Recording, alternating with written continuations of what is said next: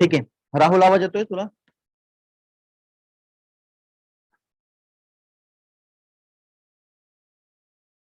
मृणाल, तेजस्विनी, तुम्हाला आवाज येतोय सर्वांना? Yes sir. ओके ओके ठीक आहे. Yes sir. Speed, time and distance याच्याच वरती नेक्स्ट टॉपिक आहे आपला बोट अँड स्ट्रीम. ठीक आहे, हे तिघं कन्सेप्ट मी तुम्हाला सांगितलं होतं की ट्रेन्स, बोट अँड स्ट्रीम हे दोघं कन्सेप्ट आपल्या स्पीड, टाइम अँड डिस्टन्स याच्यामध्येच इन्क्लूड होतात. ओके, तर इथे फक्त थोडं नोटेशन आपण वेगळे यूज करणार आहेत. फॉर्म्युले वगैरे आपले सर्व सेमच असणार आहेत, फक्त थोडा कन्सेप्ट वेगळा असणार आहे. लेट्स से मी आधी कन्सेप्ट क्लिअर करतो, तर त्याच्यानंतर मग आपण न्यूमेरिकल्स बघूया. सपोज ही नदी आहे, ओके, अशा प्रकारची ही नदी आहे आणि ती ह्या डायरेक्शन मध्ये फ्लो करते. ओके, आणि इथे त्याच्यावरती एक बोट असणार आहे. ही बोट मी इथे ड्रॉ केलेली आहे. ओके, बोटची डायरेक्शन पण ह्याच डायरेक्शन मध्ये जाते. मला सांगा, बोट आणि जो प्रवाह आहे, जे स्ट्रीमचा फ्लो आहे, तो दोघं सेम डायरेक्शन मध्ये आहेत. बघा, पाणी पण ह्याच डायरेक्शन मध्ये फ्लो होत आहेत आणि बोट पण त्याच डायरेक्शन मध्ये जाते. ठीक आहे, ही एक सिच्युएशन असते. तर या कंडिशन मध्ये बऱ्याच वेळेस आपल्याला बोटची स्पीड दिलेली असणार आहे. ठीक आहे, म्हणून आपण तिथे कोणतं नोटेशन यूज करणार आहे ते मी इथे सांगतोय. Speed of boat. ओके, तर हे मी एस बी ने डिनोट करणार आहे, बोटची स्पीड. ओके, जस्ट एक मिनिट होल्ड करा.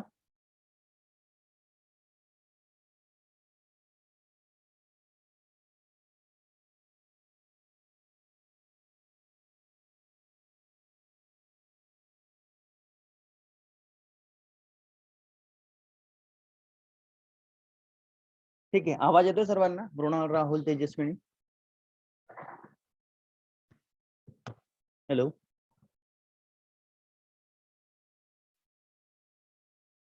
हो सर. ओके, ठीक आहे. तर बोट ची जर स्पीड आपल्याला बघायची असेल तर मी एस बी हे नोटिफिकेशन यूज करणार आहे. ठीक आहे, नोटेशन यूज करणार आहे, बोट ऑफ बोटची स्पीड. ठीक आहे, एस बी ने डिनोट करणार आहेत. ठीक आहे, बऱ्याच वेळेस आपल्याला प्रवाहाचा जो फ्लो आहे त्याची स्पीड दिलेली असते, त्यालाच आपण म्हणतो स्पीड ऑफ स्ट्रीम. ओके, तर इथे मी लिहितो स्पीड ऑफ स्ट्रीम. ठीक आहे, स्ट्रीम साठी आपण एस एस हे नोटिफिकेशन यूज करणार आहे. ठीक आहे, नोटेशन यूज करणार आहे. क्लिअर? आता ही जी स्पीड असणार आहे ही स्टील वॉटर मध्ये असणार आहे ना. स्टील वॉटरचा कन्सेप्ट काय असतो कोणाला माहिती आहे? स्टील वॉटर म्हणजेच काय? एखादं तळ असेल, तलाव वगैरे असेल तर त्याच्यामध्ये पाणी फ्लो होतं का? नाही, ते कॉन्स्टंट असते. ठीक आहे, तर त्या सिच्युएशन मधली जी स्पीड असणार आहे त्याला मी एस बी ने डिनोट करणार आहे. क्लिअर? नदीमध्ये वेगळं असते, तलावामध्ये वेगळा कन्सेप्ट असतो. क्लिअर? ठीक आहे, आता इथे एक सिच्युएशन अजून.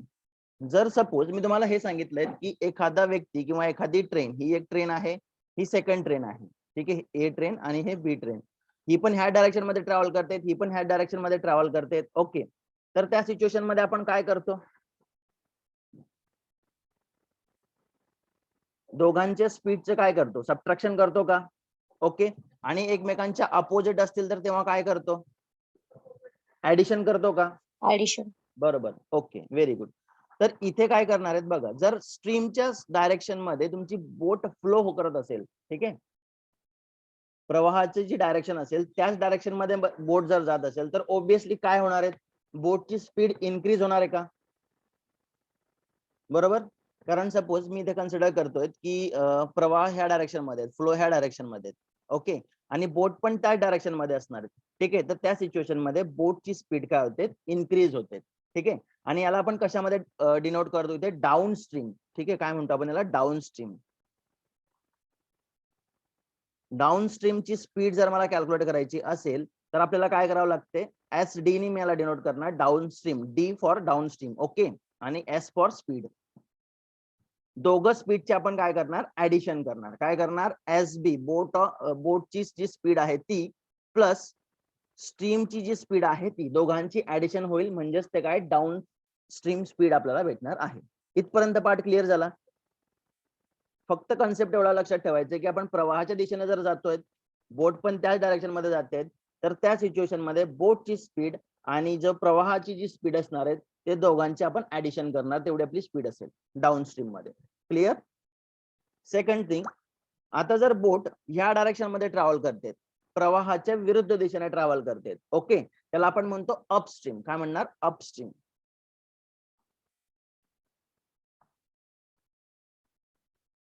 आणि याला कशाने नोट करणार मी? SU ने नोट करतोय. You for upstream. ओके. इथे काय होईल सांगा बरं. एखादी बोट प्रवाहाच्या विरुद्ध डायरेक्शन मध्ये ट्रॅव्हल करते, ओके, आणि नदी ह्या डायरेक्शन मध्ये फ्लो होते, तर ओबियसली स्पीड काय होईल? कमी होईल का त्याची? राईट.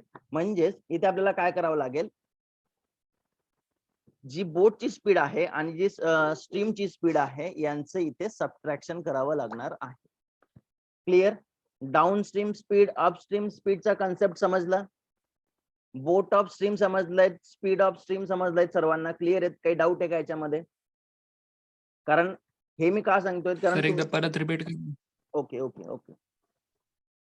हे मी याच्यासाठी सांगतोय कारण आपण जे ही क्वेश्चन्स बघणार आहेत त्या क्वेश्चन्स मध्ये स्पीड, बोटची स्पीड दिलेली असेल तुम्हाला, स्ट्रीमची स्पीड दिली असेल. स्ट्रीम म्हणजेच काय?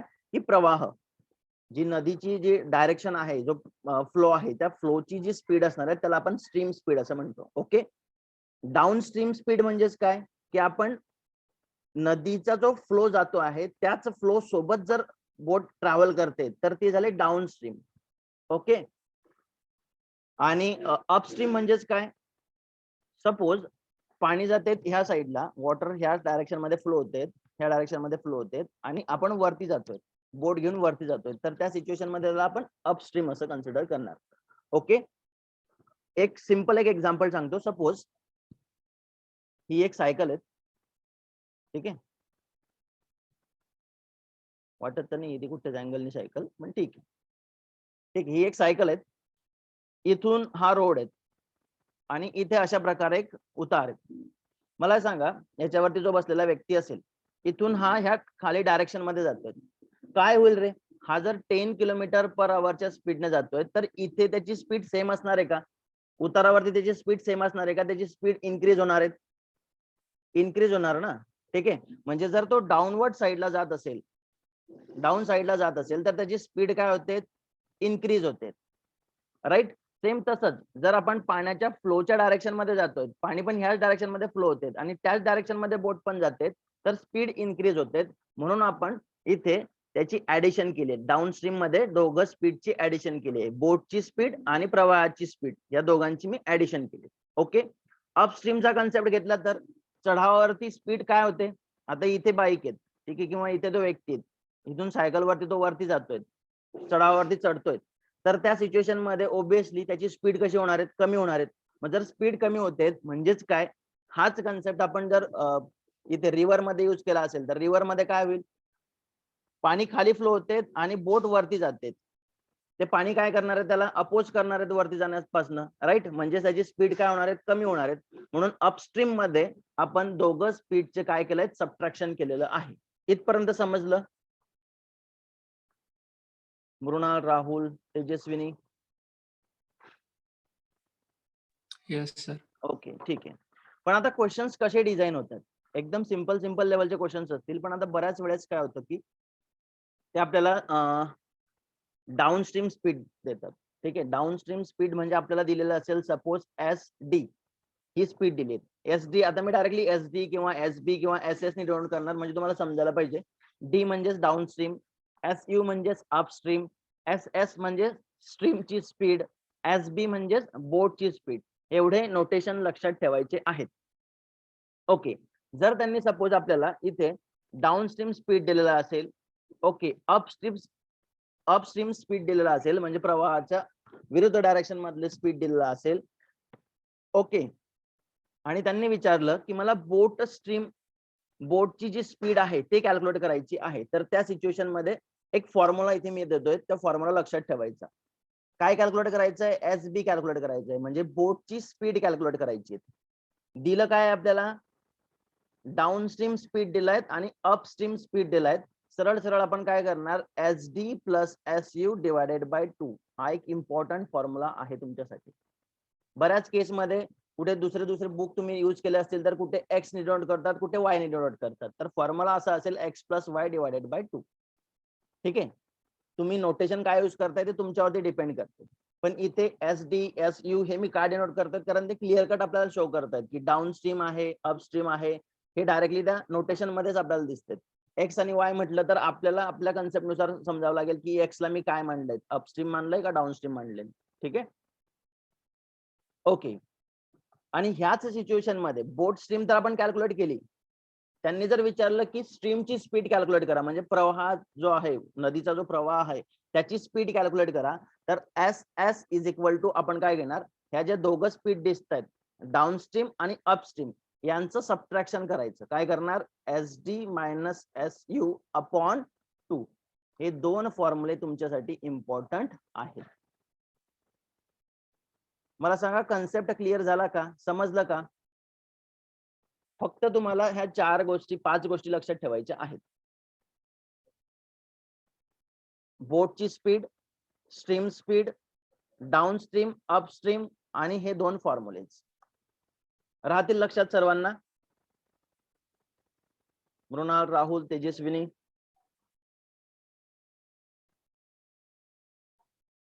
हॅलो, क्लिअर आहेत ना? Yes, sir. ओके, ठीक आहे. मग आता एक सिंपल न्यूमरिकल देतो मी आधी, त्याच्यानंतर मग हळूहळू आपण डिफिकल्टी लेवल इन्क्रीज करणार. इथे काय म्हटलंय फर्स्ट क्वेश्चन मध्ये, Ram can row upstream at 10 kilometer per hour and downstream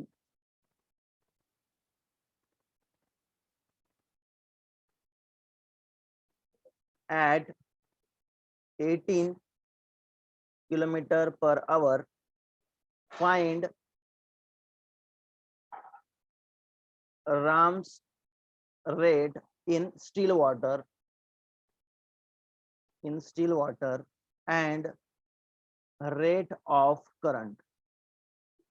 rate of current म्हटलं म्हणजे याचा अर्थ काय की जी प्रवाहाची जी स्पीड असणार आहे तेच, म्हणजेच याचा अर्थ स्ट्रीम स्पीड कॅल्क्युलेट करायची. इथे रेट ऑफ करंट म्हणजे स्ट्रीम स्पीड आणि राम्स रेट, राम ओबियसली कशामध्ये बसला असणार आहे, बोट मध्ये बसला असणार आहे. ठीक आहे, म्हणजे त्याची स्पीड म्हणजेच बोटची स्पीड आपण इथे कन्सिडर करणार. कोणत्या याच्यामध्ये कॅल्क्युलेट करायचं सांगितले त्यांनी, स्टील वॉटर मध्ये कन्सिडर करायचं.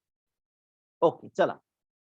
अपस्ट्रीम स्पीड दिली तुम्हाला, डाऊन स्ट्रीम स्पीड दिली तुम्हाला, आणि या बेसवरती आपल्याला बोटची स्पीड आणि स्ट्रीमची स्पीड कॅल्क्युलेट करायची. वरतीच मी फॉर्म्युले दिलेले आहेत तुम्हाला, हेच फॉर्म्युले दिले तिथे. एस बी म्हणजे बोटची स्पीड आणि एस एस म्हणजे स्ट्रीम स्पीड. दोघं फॉर्म्युलेज आहेत. दोघांमध्ये ज्या व्हॅल्यूज दिलेल्या आहेत त्या फक्त व्हॅल्यूज पुट करायचे आहेत आणि डायरेक्टली आन्सर सॉल्व्ह करायचे. काय करणार, अपस्ट्रीम म्हणजे एस यू किती आहेत, 10 किलोमीटर पर आवर.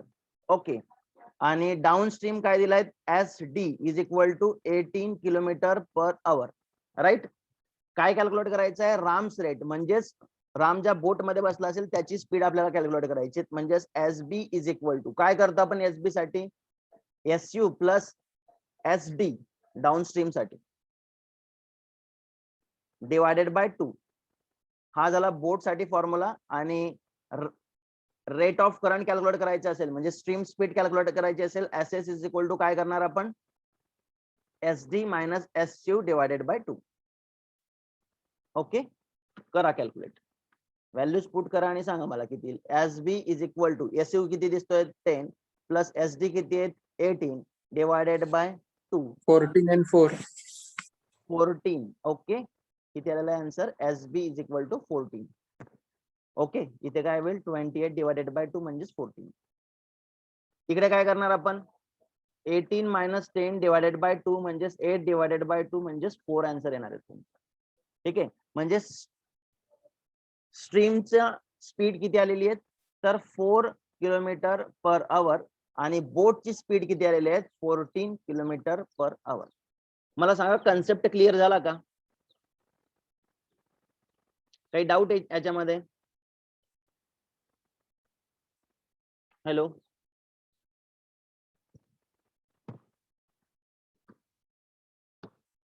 या क्वेश्चन मध्ये काही डाऊट sir. आहे का? Okay okay, good. ठीक आहे, एक डायरेक्टली व्हॅल्यूज देतोय मी तुम्हाला, त्याच्यावरून तुम्ही मला कॅल्क्युलेट करून दाखवायचे. क्वेश्चन नंबर 2 आपल्याला दिली आहेत, डाऊन स्ट्रीम स्पीड दिलेली आहे S D is equal to 17 kilometre per hour आणि अपस्ट्रीम दिलेली आहे एस यू दिलेला आहे 11 किलोमीटर पर आवर. या बेसवरती आपल्याला बोटची स्पीड कॅल्क्युलेट करायची एस बी आणि एस एस कॅल्क्युलेट करायचं आहे, स्ट्रीम स्पीड कॅल्क्युलेट करायची आहे. कॅल्क्युलेट करा आणि मला आन्सर सांगा.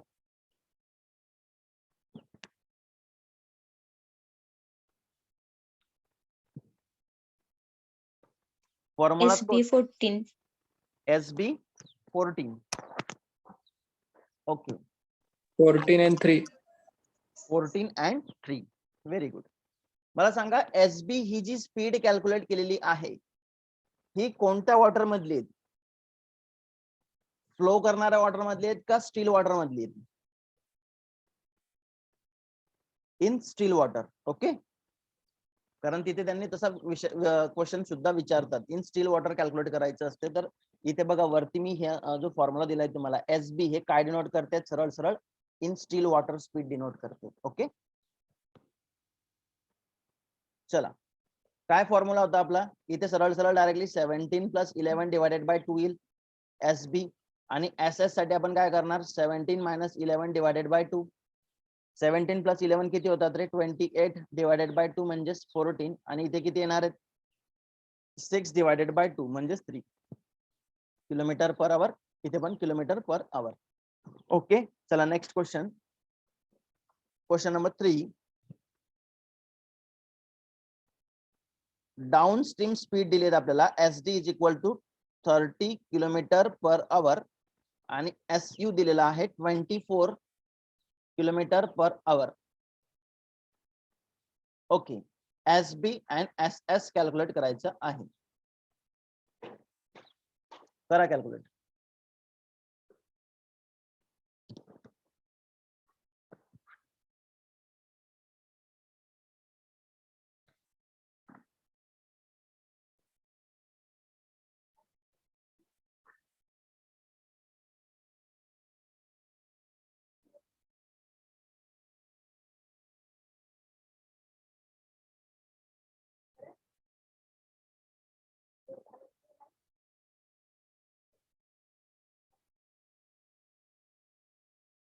SB 27.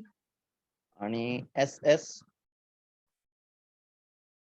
27 and 3. 27 and 3. Very good. काय करणार? सरळ सरळ 30 प्लस 24 डिवायडेड बाय 2. ओके, ही आली एस बी साठी आपण कॅल्क्युलेट करणार. सॉरी, हा एस बी साठी. आणि एस एस साठी काय असणार आहे? 30 मायनस 24 डिवायडेड बाय 2. इथे येईल 6 डिवायडेड बाय 2 म्हणजेच 3 आणि इथे 30 प्लस हे किती आलं? 54. राईट, 54 डिवायडेड बाय 2 म्हणजेच किती? 27. Right, clear? ओके, अजून एक एक्झाम्पल देतो, एक सिंपल.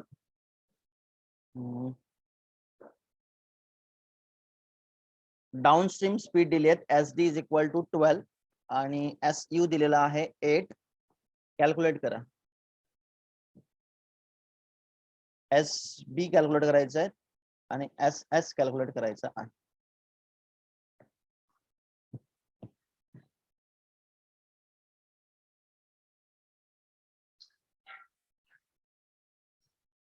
Ten and 2. 10 and 2. सरळ सरळ काय करणार? 12 प्लस 8 डिवायडेड बाय 2 म्हणजेच 20 डिवायडेड बाय 2 डायरेक्टली 10. ओके, आणि एस एस किती येतोय? 12 मायनस 8 डिवायडेड बाय 2 म्हणजेच 4 डिवायडेड बाय 2 दॅट इज 2. तर 10 आणि 2 हे दोघं स्पीड आलेले आहेत आपल्याकडे. एस बी किती आलेले आहेत? 10 आणि एस एस किती आलेले आहेत? 2. क्लिअर? काही डाऊट याच्यामध्ये आता? अपस्ट्रीम, डाऊन स्ट्रीम, ओके, नंतर स्टील वॉटर, कन्सेप्ट क्लिअर झाला सर्वांचा?